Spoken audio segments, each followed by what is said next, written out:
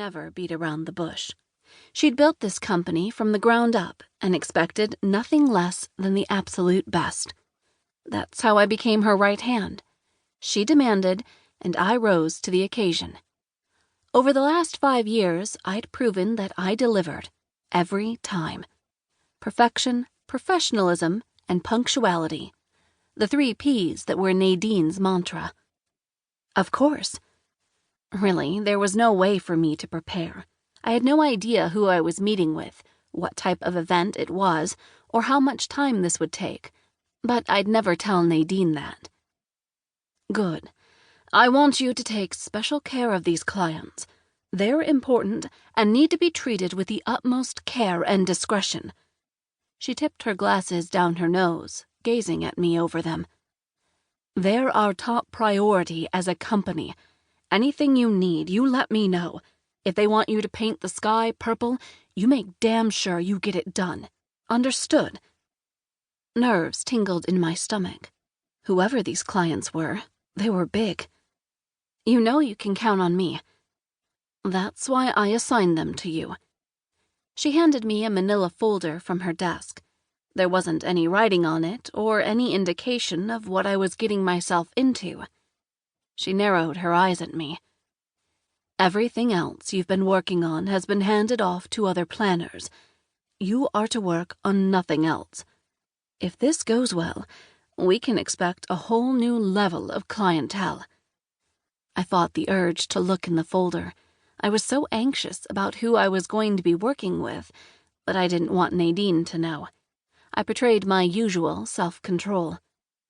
We'd planned galas, weddings, and birthday parties for some big clients already. A few movie stars, some musicians, and almost all the sports figures in the city came to us. We already had A-list clients. Who was making Nadine so twitchy? I'll do everything in my power to make sure they're satisfied. Nadine gave me a shrewd smile and pushed her glasses back up her nose. She turned her attention back to her computer screen, her interest no longer in this conversation. You should head to your office. They're waiting for you. A twinge of annoyance raced along my spine. If these clients were so important, why did Nadine keep me in here to chat? To intimidate me and make me feel like I couldn't handle these clients? I was early to the office, as I always was. I thought the appointment wasn't for another 15 minutes, I said as I checked my watch. They got here early, Bianca. The bride-to-be is most eager to get started. Nadine raised her hand from her keyboard and actually shooed me away. Sometimes I wanted to smack her across her perfectly made-up face. I didn't bother saying anything before I slipped out the door. I rushed to my own office and noticed the wall of windows I had separating my space from the rest of the floor were blocked by my drawn blinds. Seeing that, it sunk in that this was no joke. The fact that I knew it was a wedding filled me with a slight amount of dread. I hoped to God she wasn't going to be a bridezilla. I didn't have the patience for them with normal clients, but a client that Nadine was so set on pleasing? This could end badly. I paused briefly outside of my office, tugging down my blazer and smoothing my skirt. I ran my hands over my hair, making sure nothing was out of place. I straightened my posture and plastered my most endearing smile on my face. My planning persona washed over me, making me unflappable, pleasant, and orderly. I opened my door. I'm so sorry to have kept you waiting, I said as I strode across my office.